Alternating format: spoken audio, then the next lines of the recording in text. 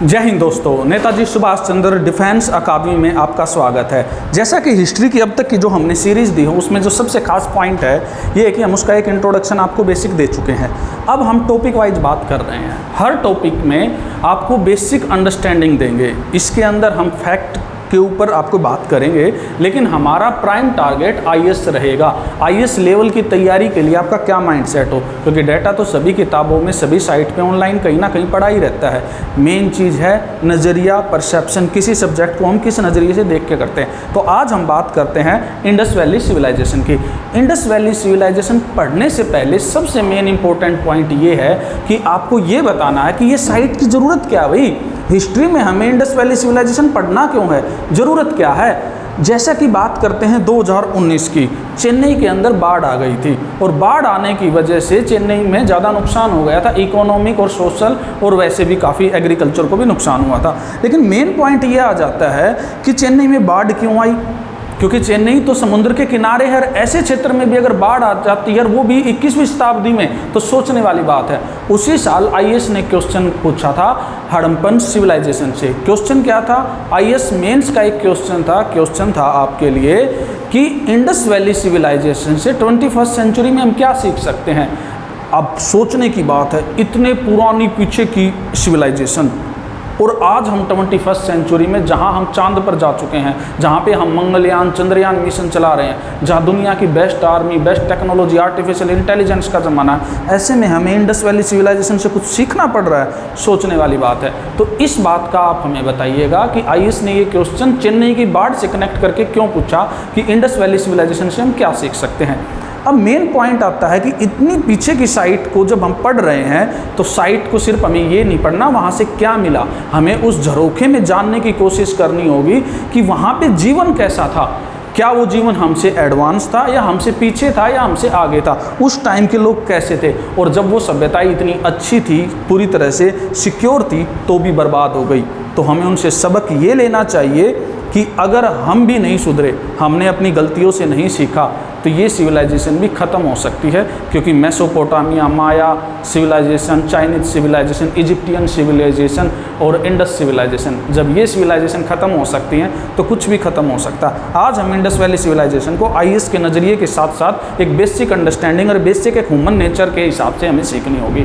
तो Indus valley civilisation की अगर बात करें तो बहुत सारी बुक ऐसी हैं जो 2700 से लेके 1900 के आसपास बोलती है, कुछ बोलती हैं 2250 से 1750 BC पहले की। इसका एरिया 12 लाख किलोमीटर स्क्वायर था। इस एरिया की अगर मैं एक मोटी मोटी बात करूं तो ये मेरा प्यारा भारत, इस प्यारे भारत में अगर मैं सिविलाइजेशन की बात करूं, कितने एरिया में ये सिविलाइजेशन मिलेगी, तो ये आपको मिलेगी इस एरिया में लगभग यहाँ तक। अगर इसके मैं नॉर्थन पॉइंट की बात करूं, वेस्टर्न ईस्टर्न पॉइंट की बात करूं, वेस्टर्न पॉइंट की बात करूं, साउथर्न पॉइंट की बात, तो साउथर्न पॉइंट है इसका महाराष्ट्र में, यानी कि यहाँ तक। इधर मैं उत्तर प्रदेश तक पहुँचे हैं, इधर अफगानिस्तान तक पहुँचे हुए हैं, और इधर पूछा हुआ है जम्मू एंड कश्मीर में। जम्मू कश्मीर में जो इसकी साइट मिली है वो है मांडा। हिंदी इंग्लिश के चक्कर में मत पढ़िए, मैंने इंग्लिश इसलिए लिखा है क्योंकि लिखना आसान रहता है, थोड़े शब्दों में ज़्यादा बात कही जा सकती है। जो हिंदी वाले बच्चे हैं उनको इतनी बेसिक अंडरस्टैंडिंग होनी चाहिए। अभी आप भाषा में मत चलिएगा। तो मांडा। उत्तर प्रदेश की मैं बात करूँ तो आलमगीरपुर, और इधर की मैं बात करूँ तो दायमाबाद, और इधर की बात करूं तो सुतका गैंडोर। ये तो पता चल गया। और ये पूरी जो साइट है, इसके एरिया की बात करूं तो ये जो पूरा है ये है 12 लाख किलोमीटर स्क्वायर। अब ये ज़्यादातर सभ्यता नदियों के किनारे थी, ज़्यादातर नदियों के किनारे थी, और हर साइड से कुछ ना कुछ मिला है। एग्जामिनर आपसे सिर्फ इतना जानना चाहता है कि उस सिविलाइजेशन से आपने कुछ सीखा या नहीं, और वो फैक्ट इसलिए पूछता है क्योंकि आपने सच में जानकारी। कुछ फेमस साइट के नाम ले देते हैं, जैसे हड़प्पा है, मोहनजोदारो है, सुतका गेंदोर है, चहुंदड़ो, कालीबंगन, लोथल, सुरकोतडा, बनावली, धोलावीरा और मांडा। ये जो फेमस साइट हैं, इन साइट के बारे में आपको रटने की ज़रूरत नहीं है, बस इतना ध्यान रखना है। कौन सी? हड़प्पा, रावी नदी नदी के किनारे है। तो हड़प्पा रावी नदी, मोहनजोदारो इंडस नदी यानी कि पाकिस्तान में लाई करती है, सुतका गेंडोर भी पाकिस्तान में है, चहुंदड़ो इंडस नदी के किनारे है। यानी कि अभी तक जितनी नदियाँ आई हैं उनमें मोस्टली इंडस और रावी नदी के किनारे आ रही हैं। ओके, कालीबंगन घग्गर नदी के किनारे आ रही है जो कि राजस्थान के एरिया में, लोथल भोगवा नदी और सुरकोतडा गुजरात में बिलोंग करता है, बनावली हिसार हरियाणा, धोलावीरा गुजरात और मांडा की मैंने बात ऊपर बता चुका हूँ, दायमाबाद और आलमगीरपुर की मैं बात कर चुका हूँ। इसकी कुछ मेजर साइट्स हैं। इन मेजर साइट से रिलेटेड क्वेश्चन पूछा जा सकता है, इनकी लोकेशन कौन से एरिया में है। इसको करने का एक आसान तरीका मैं आपको बता देता हूँ। इंडिया का मैप लीजिए और उसके अंदर ये साइट आप भर दीजिए एरिया वाइज, स्टेट वाइज, और रिवर वहाँ से निकल रही है, सीधी सी बात आपको समझ आ जाएगी। अब इंडस वैली सिविलाइजेशन में कुछ खास चीज़ें मिली थी जहाँ से वो क्वेश्चन पूछा जाता है। क्या इंडस वैली सिविलाइजेशन में भाई जो अथॉरिटी थी, जो शासक था वो सेंट्रलाइज था, सारी उसके हाथ में थी या बटी हुई थी क्षेत्र में? तो पहला क्वेश्चन इसके हिसाब से निकलता है। तो इंडस वैली सिविलाइजेशन में सेंट्रलाइज्ड अथॉरिटी थी, यानी कि केंद्रीकृत सिस्टम था। केंद्रीकृत का मतलब आप फिर समझ लो, केंद्रीकृत यानी कि authority in single hand. Urban quality of life थी, यानी कि शहरी जीवन था, शहरी जीवन।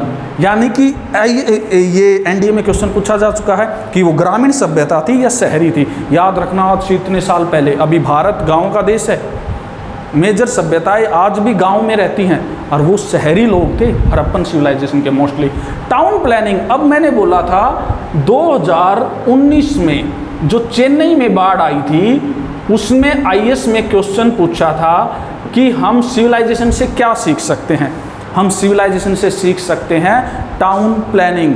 पूरे हिंदुस्तान में केवल एकमात्र शहर ऐसा है जो टाउन प्लानिंग से नक्शा बना के बनाया गया है, वरना लोग बसते गए और बस्तियाँ बनती गई। जिसका सबसे बड़ा नुकसान पता है क्या है?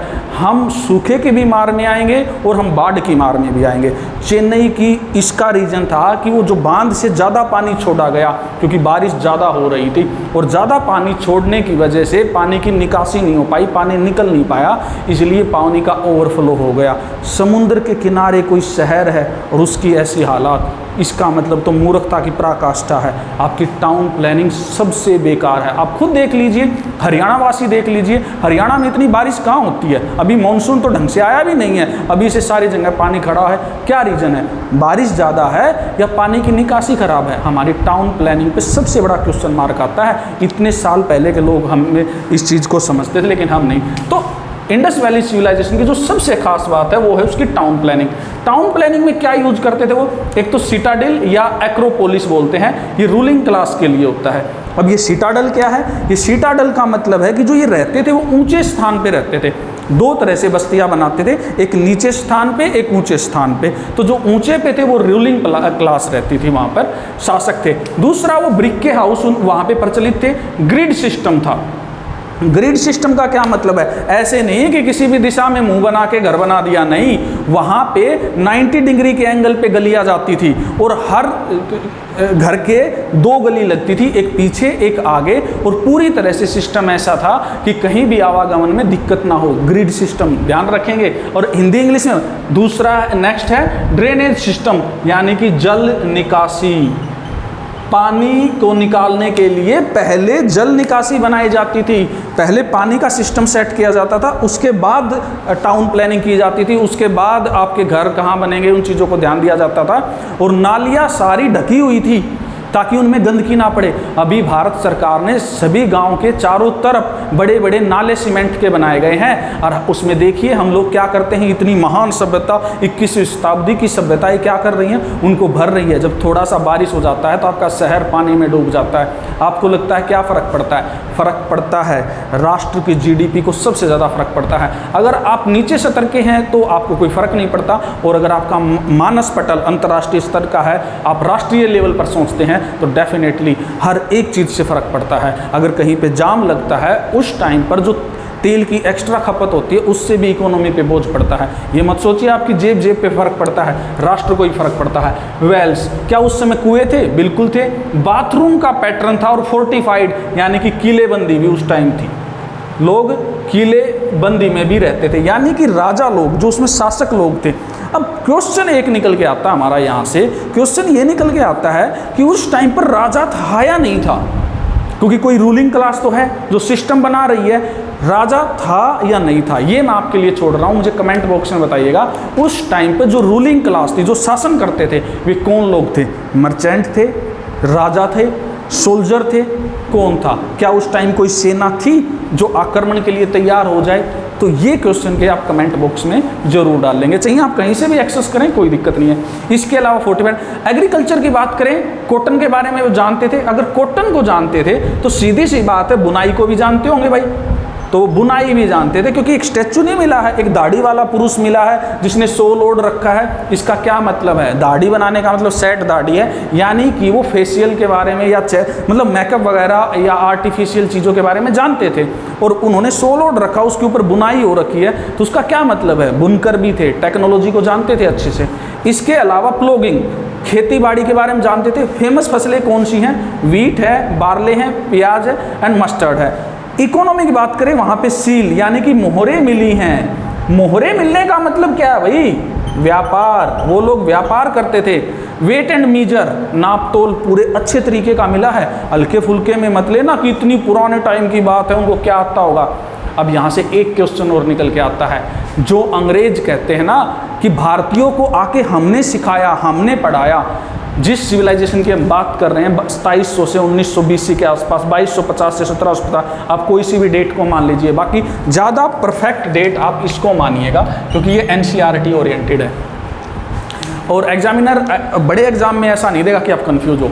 तो अंग्रेज़ों को हम बता दें कि जिस टाइम पर तुम्हारे बाप दादा भेड़ की खाल ओढ़ के बच्चों की तरह उकड़ू चलते थे ना, उस टाइम हमारे यहाँ पे चिंट और रेशम यूज होता था। उस टाइम हम यहाँ पे ब्रोंज जानते थे, यहाँ पे स्नान घर के बाथरूम के बारे में, कुएं, drainage system, grid system, brick house, citadel, शहरी जीवन, केंद्रित शासन व्यवस्था सारी हमारे पास थी। लेकिन उन्होंने हमारे ऊपर राज इसलिए किया है क्योंकि हमारे पूर्वज तो महान थे, बट हमने उनसे कुछ सीखा नहीं। अगर सीखा होता तो 2019 में इतना नुकसान नहीं होता चेन्नई की बाढ़ से। चलिए भाई, वेट एंड मीजर्स के हैं। बार्टर सिस्टम था, यानी कि करेंसी थी या नहीं, क्वेश्चन बात ये है। तो करेंसी थी या नहीं? तो करेंसी नहीं थी, कोई भी करेंसी नहीं थी, यानी कि बार्टर सिस्टम था। अब ये बार्टर सिस्टम क्या होता है? एक सामान के बदले दूसरा सामान लेना, ये बार्टर सिस्टम है भाई। ओके, ब्रोंज सबसे ज़्यादा था, आयरन इतना ज़्यादा नहीं था, ब्रोंज ज़्यादा था, यानी कि आयरन के बारे में, लोहे की जानकारी थी या नहीं थी? लोहे की कोई जानकारी नहीं थी हमें, ब्रोंज की।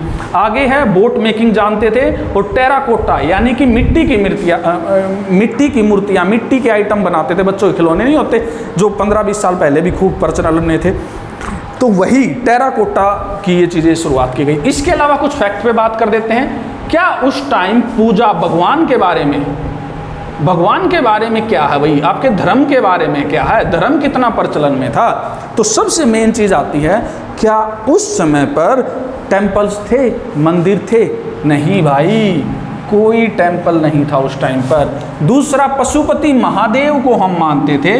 पशुओं यानी कि आपके जानवरों के देवता, एनिमल्स गॉड, इसको मानते थे। और ये हमें प्रूफ कहाँ से मिला? इसका स्टेचू हमें मिला मोहनजोदारो से।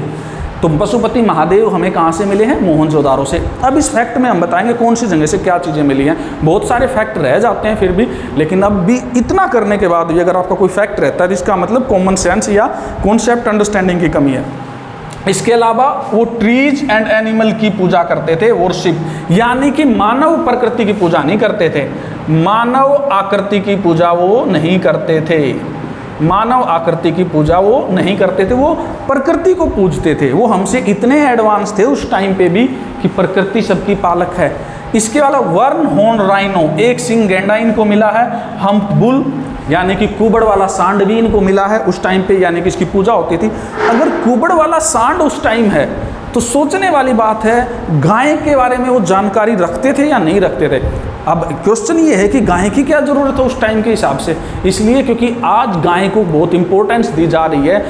हिंदू सभ्यता की अगर हम बात करें तो गाय को एक उच्च दर्जा था। हाँ, अगर गाय को उस समय में उच्च दर्जा होता तो जिक्र जरूर होता, लेकिन कहीं जिक्र नहीं है। कुबड़ वाले सांड का जिक्र जरूर है, तो गाय का उच्च दर्जा नहीं था, अगर थी भी तो इतनी प्रचलन में नहीं थी। इसके अलावा आपका स्टैचू ऑफ ह्यूमन एनाटॉमी मिला है, यानी कि मानव के कंकाल से संबंधित, मानव के जीवन से संबंधित एक स्टैचू मिला है। कहाँ से मिला है? हड़प्पा से मिला है। मानव स्टैचू हड़प्पा से मिला है, ये ध्यान रखें। इसके बाद नेक्स्ट पॉइंट करें, एक डांसिंग गर्ल मिली है ब्रोंज की मिली है मोहनजोदारो से। बियर्ड मैन जो मैं बता रहा था मोहनजोदारो से मिला है। फायर अल्टर अग्निकुंड या लकड़ी का हल कहाँ से मिला है? कालीबंगा से मिला है। और इसके बाद डॉकयार्ड यानी कि बंदरगाह भी हैं पक्का, उस टाइम पर ट्रेड करते थे, बंदरगाहों का यूज करते थे। सोचिए, हड़प्पा सिविलाइजेशन नाव बनाना जानती है। हड़प्पा सिविलाइजेशन लोग नाव से एक जगह से दूसरी जगह जाना जानते हैं, समुद्री रास्ते को तय करते हैं। लेकिन उसके बाद जब भारत आते हैं, भारतीय सभ्यता, मगध एम्पायर की बात करते हैं, महात्मा बुद्ध के टाइम की बात करते हैं, तो हम बंदरगाह का यूज नहीं करते हैं। उस टाइम हम डॉकयार्ड नहीं जानते, उस टाइम हम शिपिंग को नहीं जानते। सोचो, डाउनग्रेड हुए हैं या अपग्रेड हुए हैं। इसके बाद चेस के बारे में, चेस ये कहाँ मिले हैं हमें? लोथल से मिला है। डॉकयार्ड बंदरगाह कहाँ से मिला? लोथल से। घोड़े की हड्डियों के साक्ष्य मिले हैं सुरकोटडा से। और लास्ट है वाटर हार्वेस्टिंग सिस्टम भी था धोलावीरा में। वाटर हार्वेस्टिंग सिस्टम भी था धोलावीरा में, तो ये चीज़ याद रखनी होगा। अब ये धोलावीरा वाटर हार्वेस्टिंग सिस्टम कहाँ हो सकता है? क्या पंजाब में हो सकता है? पाकिस्तान में हो सकता? नहीं, ये या तो राजस्थान में या गुजरात में, क्योंकि जिस भी साइट का मैंने जिक्र किया है, जितना ये एरिया है, इसमें पानी की कमी तो इसी एरिया में हो सकती है बस। यानी कि कहाँ पे है ये साइट? ये गुजरात में है, ऐसे आपको ध्यान रखना होगा। तो ये कुछ फेमस फैक्ट थे, इससे रिलेटेड आपको करना होगा। इसके अलावा आईएएस से या बड़े एग्जाम से रिलेटेड कुछ क्वेश्चंस हैं, उन क्वेश्चन की अगर हम बात करें तो वो क्वेश्चन ये है, पहला तो हड़प्पा सभ्यता से हम क्या सीख सकते हैं, दूसरा ये है हड़प्पा सभ्यता इतनी एडवांस होने के बाद भी डाउनग्रेड क्यों हुई। कुछ लोग तो ऐसे बोलते हैं कि बाढ़ की वजह से, कुछ लोग बोलते हैं कि मध्य एशिया से आर्यंस आए हैं और आर्यंस ने हमला किया है इस सभ्यता के ऊपर, जिसकी वजह से ये सभ्यता खत्म हो गई है। अब ये आर्यंस कौन है? यानी कि विदेशी हैं, जो मुगल्स हैं या अंग्रेज हैं जिन्होंने भारत पे कब्जा किया था, वो अपने आप को सही ठहराने के लिए ये बोलते हैं कि आज जो भारत की जनसंख्या है, जो भारतीय अपने आप को हिंदू कहते हैं, वो आर्यंस हैं और हम आर्यंस हैं, और हमने आके हड़प्पा वासियों को उजाड़ा और उनकी जगह हम रहे, क्योंकि हड़प्पा सभ्यता के पास कोई हथियारबंदी सेना नहीं थी। इनके ऊपर आप अपने आप को अपग्रेड करिए और जितने भी क्वेश्चंस आप जिस भी एग्जाम के लिए तैयारी कर रहे हैं, ये क्वेश्चन लगाने की कोशिश करिए। मैं उम्मीद करता हूं जो मेरा इनसाइट है वो आपको काफ़ी हद तक हेल्प किया होगा। जय हिंद, जय भारत।